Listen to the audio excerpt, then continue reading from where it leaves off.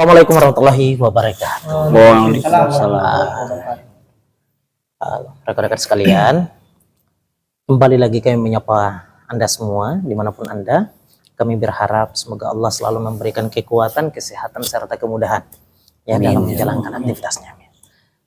Assalamualaikum Ustaz. Minum dulu kali ya. Waalaikumsalam warahmatullahi wabarakatuh. Siap Ustaz ya. Alhamdulillah. Alhamdulillah, kita doakan semoga selalu sehat biar Amin. selalu kokoh gitu dalam memberikan edukasi kepada kita khususnya dan seluruh masyarakat Indonesia yang barangkali mengikuti kanal kita gitu ya Ustaz. Betul. Ini alhamdulillah pada malam apa ini? Sofyan, malam apa ini? Malam Selasa ya, kita kedatangan Syekh Abu Syauqi Qabi. Iya. Kata Syekh, ini Selasa malam Kamis. Balik dong.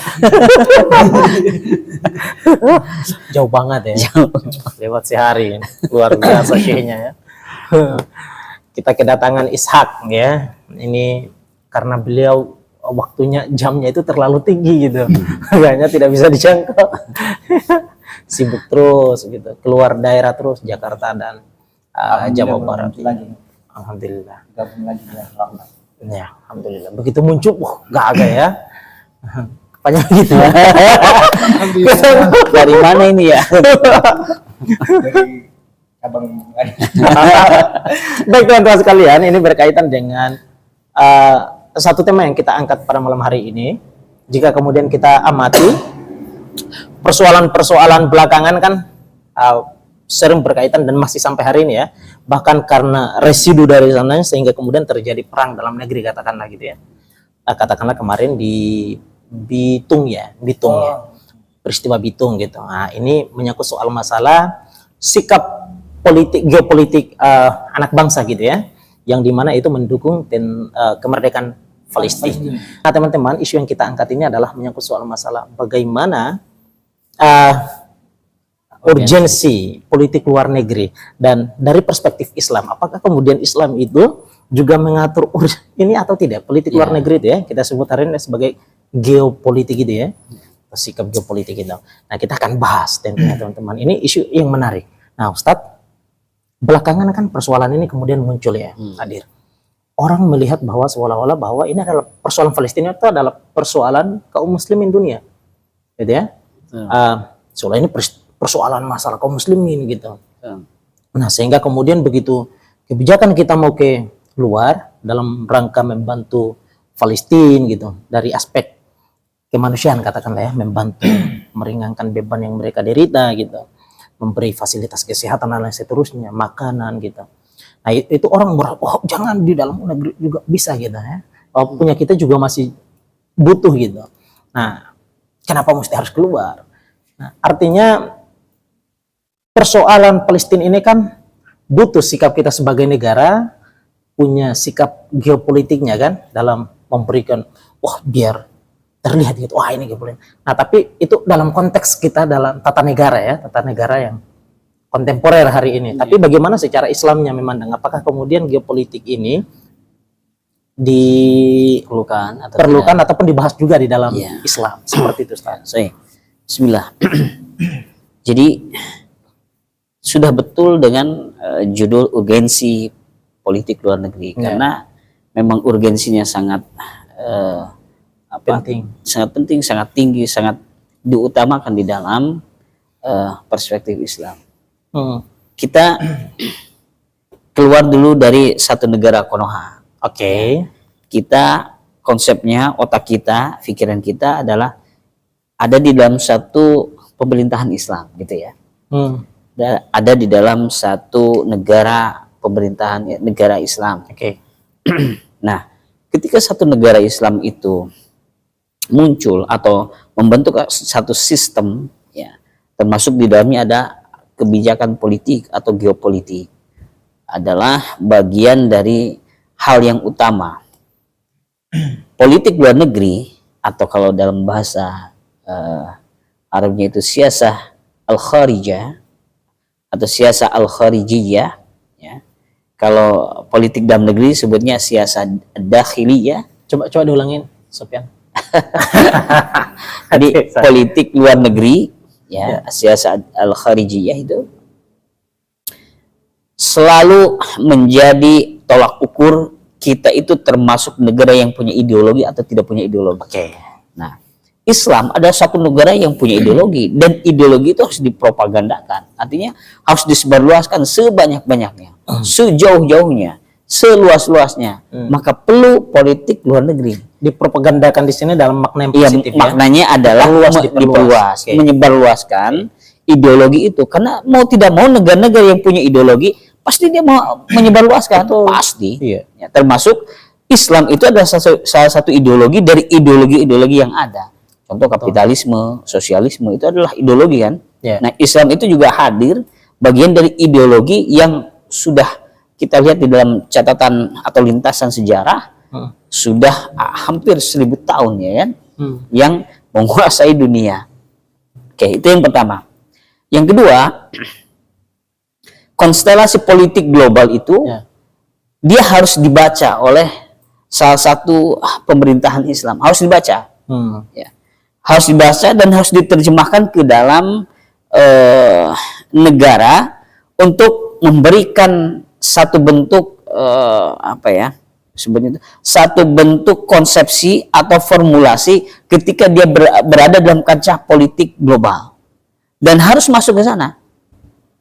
Harus masuk ke sana. Itu Islam ya. Jadi Islam tidak dikotomi, dia eksklusif. Ya, tanpa ada kemudian kerjasama bilateral, multilateral, stuck di situ, jumud, stuck, beku, tidak boleh. Jalan di tempat. Jalan di tempat. Makanya kalau begitu bagaimana Islam bisa atau mampu menyebarluaskan ideologi itu ke setiap negara seluas-luasnya? Padahal itu diperintahkan oleh Allah. Islamnya rahmatan lil alamin. Betul. Geraknya di tempat. Itu tidak cocok ya. Makanya Rasulullah. Jadi ini bukan ide hari ini atau bukan ide yang digali dari interpretasi Islam, bukan karena faktor kontemporer saja kemudian kita muncul. Tapi memang Rasulullah SAW itu sudah membuktikan itu dan sudah mengimplementasikan politik luar negeri itu, karena itu perintah Allah Subhanahu Wa Taala. Dari ayat berapa? An-Nahl 125.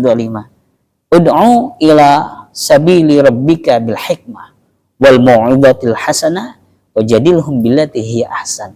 Itu adalah landasan hukum Rasulullah membuat politik luar negeri. Mungkin bahasa itu bukan politik luar negeri, akan tetapi dakwah ilallah. Nah, jadi dakwah ilallah adalah konsepsi pertama atau konsepsi utama menjadi landasan hukum di dalam melakukan kebijakan-kebijakan politik luar negeri. Makanya Rasulullah mengirim utusan-utusan kemana? Ke seluruh pembesar-pembesar Arab, pembesar Hijaz, pembesar Romawi, pembesar Persia. Dalam rangka apa? Dalam rangka untuk ikut dalam konstelasi politik global di zaman itu, agar Islam diketahui bahwa Islam adalah satu negara yang memiliki ideologi sendiri yang akan mewarnai dunia. Maka harus dikeluarkan, ya, harus dilakukan dalam bentuk politik luar negeri. Maka Rasulullah mengirim utusan terbaik ke Persia, utusan terbaik ke Romawi, utusan terbaik ke seluruh pembesar-pembesar Arab yang belum tergabung di dalam negara Madinah. Apa yang harus dilakukan di awal itu oleh Rasulullah? Apakah bilateral politik, bilateral ekonomi, bilateral militer? Bukan. Apa itu? Perang. Yang dilakukan oleh Rasulullah di sana bukan bilateral ekonomi, tapi bilateral, tapi mendakwahkan konsepsi ideologi Islam sebagai konsepsi yang utama, konsepsi yang punya rahmatan lil alamin, konsepsi yang memiliki maslahat besar, konsepsi yang ini datang dari Tuhanmu.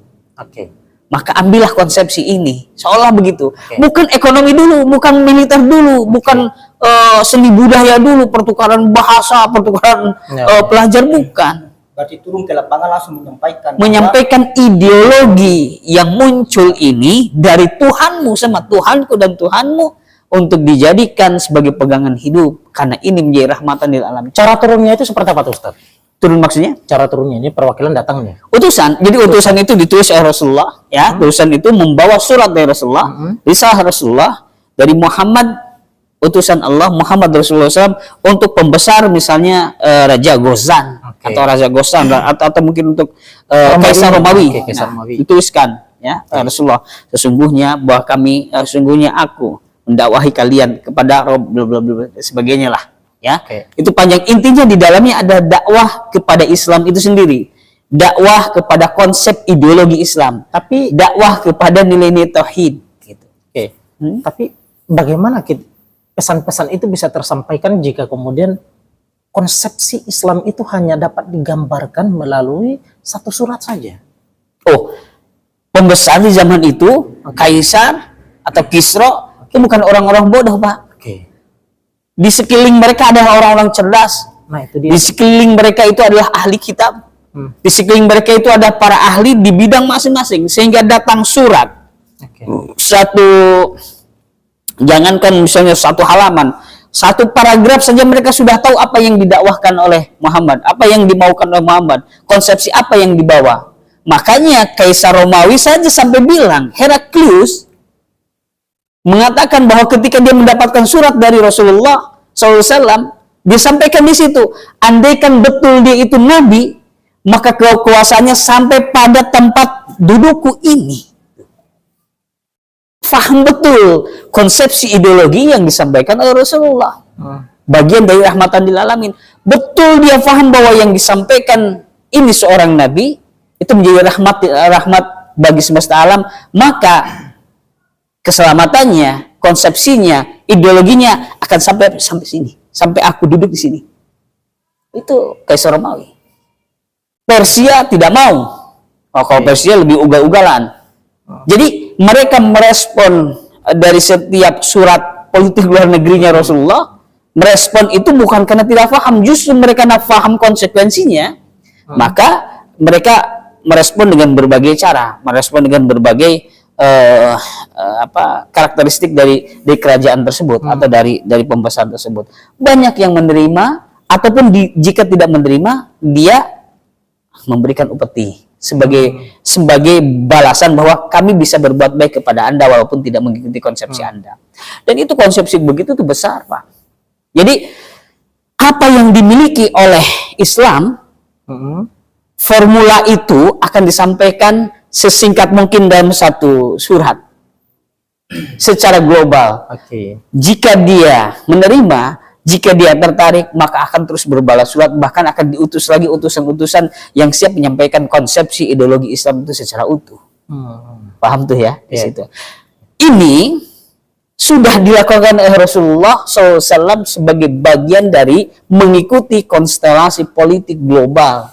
Harus masuk di dalam kancah politik internasional. Tapi apakah itu manuver-manuver politik luar negeri ya? Rasulullah itu apakah kemudian dilakukan hanya sekali atau berkali-kali itu? Oh, berkali-kali. Berkali-kali. Ya, berkali-kali. Dan seluruh tempat, ya seluruh di situ yang memang ada pembesarnya, itu disurati. Ya, disurati. Ada beberapa yang menolak, jika menolak keras, dia sekali. Tapi kalau ada bahasanya masih menerima dengan penerimaan baik walaupun tidak masuk, nah itu bisa berkirim surat dalam hal yang lain. Ya, jadi konsepsi pertama adalah konsepsi global tentang Islam itu seperti ini. Anda harus masuk, Anda akan terjamin darahnya, terjamin hartanya, memiliki hak dan kewajiban sama dengan kami dan sebagainya. Artinya tidak ada hak yang akan nantinya dipangkas di situ. Betul. Ya, atau diambil dengan paksa di situ. Baik, begini Ustaz. Ini menyangkut soal masalah kan upaya-upaya seperti ini kan ada konsekuensinya tentunya. Pasti. Betul, ya? Wah, pasti. Nah, bagaimana ketika Rasulullah itu mengutus orang ke sana untuk melakukan diplomasi kepada orang tersebut dengan menawarkan konsepsi Islam yang dibawakan oleh Rasulullah. Lalu kemudian dia tolak. Apakah konsekuensinya pada akhirnya ketika deadlock perang ataukah tidak? Nah, kalau Rasulullah pertama dia melakukan politik luar negerinya, yaitu dengan An-Nahl 125 itu, tidak ada perang. Jadi memberikan ilmu, menyampaikan konsepsi, atau mendebat mereka dengan cara yang baik. Yang ilmiah. Betul, mendebat mereka dengan cara yang baik, dengan nasihat yang indah, ya kemudian mendebat mereka dengan cara yang baik. Jadi di situ tidak ada konsep peperangan. Tapi bagaimana ketika kemudian ada peristiwa berbeda dengan konsepsi ketika militer yang turun, berbeda. jangan samakan dengan futuh di dalam militer atau fathu di dalam militer dengan gerakan politik luar negeri yang dilakukan oleh Rasulullah atau oleh sahabat sallallahu alaihi wasallam yang setelahnya. Ya. Jadi gerakan militer itu dua konsekuensinya. Ya, tiga. Masuk Islam, jizyah atau perang. Itu konsepsi militer. Ya. Tapi kalau konsepsi geopolitik, konsepsi politik luar negeri, mendakwahkan saja. Menerima tidak menerima itu bukan urusan kita. Yang penting mereka mendapatkan konsepsi utuh tentang Islam. Jika menerima dengan baik, itu yang kita harapkan. Jika mereka tidak menerima, kita nasihati dengan baik. Kalau misalnya mereka ingin berdebat, berdebatlah mereka dengan argumentasi yang ilmiah. Datang dari Tuhanmu. Ini gitu itu. Iya, sekilas saja Ustaz. Gambaran menyangkut soal masalah itu tadi, perang-perang tadi. Maksudnya biar karena ini kita menyentilnya gitu ya. Kurang lebihnya biar bisa ada di situ karena ini kan menyangkut soal juga geopolitik gitu ya. Ini soal masalah sikap geopolitik ketika kemudian kita katakanlah ditolak dan seterusnya gitu. Perang bisa saja terjadi di sana. Oh bisa saja. Nah ini betul, bisa saja. Perang-perang yang muncul ini diakibatkan karena apa gitu. Jadi kalau perang sejarah Islam itu. Kalau di dalam penyebaran dakwah, ya, penyebaran dakwah dikarenakan kebijakan politik yang dilakukan oleh Rasul, yaitu kebijakan politik luar negeri, maka di dalam lintasan sejarah tidak ada perang. Oh gitu ya. Di lintasan sejarah tidak perang. Karena yang diutus oleh Rasulullah adalah utusan negara yang membawa konsep, yang mengajak seseorang, yang menginginkan seseorang atau menginginkan satu negara untuk membuat sesuatu kesepakatan dan sebagainya. Jadi di dalam hukum internasional waktu itu dilindungi juga sebenarnya. Utusan itu dilindungi. Tidak ada yang kemudian akibat itu perang. Sebatas diplomasi saja. Tapi kenapa perang itu muncul? Nah, kalau perang-perang yang muncul di zaman Rasulullah itu bukan karena itu. Ya. Bukan karena itu. Contoh misalnya perang Badar kan bukan karena itu. Uhud, Khandaq, Khaybar itu karena pengkhianatan. Khaybar dikarenakan pengkhianatannya Yahudi. Jadi Yahudi itu bukan hanya sekarang saja Israel begitu. Yahudi zaman Rasulullah juga sudah bejatnya luar biasa. Perang Hunain ya untuk mengikis seluruh marga-marga atau kabilah-kabilah yang sudah tidak mau tunduk ya dan membuat onar ya, dan juga mempersiapkan militer, maka diperangi. Kemudian setelah itu ada juga misalnya perang yang terakhir Rasulullah, perang Tabuk ya. Itu dikarenakan ada gerakan militer yang ingin masuk, menyerang atau mengancam Madinah. Maka Rasulullah tidak menggunakan gerakan diplomasi. Otomatis Rasulullah juga harus menggunakan gerakan militer untuk menekan, memberikan penekanan secara war ya, atau mungkin show force kepada mereka bahwa kita memiliki satu pasukan tangguh. Ya. Maka Rasulullah juga menggunakan gerakan militer. Jadi berbeda ya. Terjadinya peperangan itu karena memang terjadinya konstelasi gerakan militer. Tapi kalau konstelasi politik internasional di zaman itu, zaman Rasulullah, adalah dengan cara tadi berkirim surat, ya, menawarkan konsepsi ideologi Islam, ya, menawarkan Anda mau masuk Islam atau tidak. Kami menyeru untuk masuk Islam dan sebagainya. Itu adalah konsepsi Islam. Seperti itu. Agar mereka juga paham tentang Madinah. Dan Madinah termasuk Rasulullah dan para sahabat terkenal di antara seantero dunia terkenal. Dikenal oleh kerajaan Romawi, dikenal oleh kerajaan Persia yang datang dari gurun pasir, ya kan, satu kelompok yang membentuk Madinah, membentuk satu negara yang ternyata kuat. Mereka ternyata punya konsepsi ilahiyah, konsepsi wahyu dan sebagainya. Itu dikenal gara-gara dengan tadi mengikuti gerakan politik luar negeri yang memang dilakukan oleh Rasulullah, bagian dari wahyu dari Allah Subhanahu wa taala. Kemudian yang kedua, berarti di dalam tataran kontemporer hari ini, umat Islam, satu negara yang mengatasnamakan misalnya negara Islam, maka tidak boleh dia menutup mata dari seluruh peristiwa-peristiwa konstelasi politik yang terjadi di dunia. Harus dia memperhatikan seluruh yang terjadi, politik-politik atau peristiwa politik yang dilakukan oleh negara-negara yang punya ideologi atau negara-negara besar yang dia memiliki pengaruh besar di setiap negara-negara yang ada. Misalnya dia mempertimbangkan, melihat, menganalisa peristiwa-peristiwa politik, karena peristiwa politik itu lebih cepat daripada peristiwa teknologi.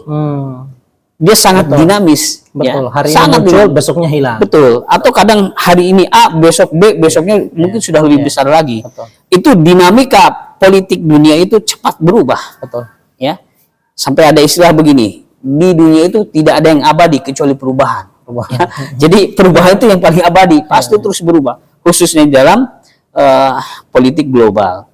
Nah, satu negara Islam dia wajib merumuskan formulasi politik luar negerinya agar mampu dia berbicara banyak di dalam kancah internasional. Contoh misalnya yang terjadi, ya, ini umat Islam harus melek, artinya negara negara Islam misalnya, ya, negara Islam itu harus melek ketika terjadi misalnya di tahun 1970, ya kan? Itu kita tahu bagaimana Uni Soviet sangat kuat, Betul. ya, sangat kuat menguasai dunia, dan dia termasuk negara adidaya, juga mampu mempengaruhi kebijakan politik global. Iya, betul. Itu di era 70, 80, 90 tumbang, Pak. Tumbang, pecah berkeping-keping menjadi negara-negara kecil, bagian, dan kemudian hanya tinggal Rusia itu yang paling besar. Itu ketika sudah pecah begitu, tidak memiliki pengaruh apa-apa di zaman itu. Ya, tidak memiliki pengaruh apa-apa di zaman itu. Yang punya pengaruh justru adalah Amerika. Amerika seolah-olah sudah tiada tanding. Makanya Amerika mampu dia memberikan mendikte setiap negara dengan kebijakan politiknya. Mereka ada satu departemen luar negeri, ya, yang khusus melihat, misalnya melihat satu negara, bagaimana negara tersebut, kebudayaannya, ekonominya, politiknya, militernya, kekuasaan, kekayaan alamnya, kemudian kekuatan militernya seperti apa, bagaimana kebiasaan mereka, bagaimana para politisnya, ada sampai yang bergerak dalam ahli profiler. Jadi ada pakar-pakar yang dia memang mengamati profil-profil para politisi yang ada di negara tersebut. Itu negara-negara adidaya melakukan itu, Pak, untuk membentuk dan mendikte perpolitikan global, sehingga negara-negara di bawah itu, apalagi negara yang tidak punya ideologi, itu tinggal membebek saja. Ya, tinggal takluk buta, ngekor saja, kan tidak berdaya, tinggal ngekor saja. Betul. Nah, jadi negara-negara adidaya itulah yang kemudian mampu menguasai di dalam politik luar negeri. Itu kata Rasulullah harus diperhatikan betul, ya, karena mau tidak mau konstelasi politik internasional atau global itu mempengaruhi banyak kepada perpolitikan dalam negeri. Itu sudah dibaca. Apakah zaman para sahabat juga membaca peristiwa politik? Wah, tentu. Justru zaman sahabat ada zaman yang dia berada pada melek politik. Makanya saya bilang kemarin, generasi Islam adalah generasi melek politik. Jadi para sahabat ketika masih di Mekah, Pak, ya, ini belum membentuk institusi negara loh. Ya, ketika di Mekah kan belum membentuk institusi negara. Tapi para sahabat itu sudah terbiasa membaca keadaan peristiwa politik di seluruh dunia. Dia membaca perpolitikan yang ada di Syam, membaca perpolitikan yang ada di Hijaz, membaca perpolitikan yang ada di Romawi, di Persia. Makanya waktu itu para sahabat itu menganalisa terjadinya peristiwa perang antara Romawi dan Persia itu, siapa yang akan menang. Makanya para sahabat kemudian menganalisa, ini Romawi yang akan menang. Kemudian kafir Quraisy, ya, mereka menginginkan dengan analisanya itu Persia yang menang. Jadi dari peristiwa seperti ini, memang para sahabat dari dulu sudah melek politik secara global. Makanya Rasulullah kemudian dengan tataran wahyu, kemudian diakomodasilah itu, bahwa politik luar negeri atau politik global itu harus dibaca. karena akan mempengaruhi keadaan politik yang ada di dalam negeri, termasuk juga mempengaruhi segala stabilitas keamanan, stabilitas ekonomi, stabilitas militer yang ada di dalam negeri. Pasti begitu. Nah, ketika peristiwa para sahabat menganalisa Romawi, kemudian kafir Quraisy itu menganalisa bahwa yang akan menang Persia, kemudian Allah turunkan wahyu waktu itu kan di surah Ar-Rum itu di ayat 2 sampai ayat 4 itu. Ghulibatur Rum.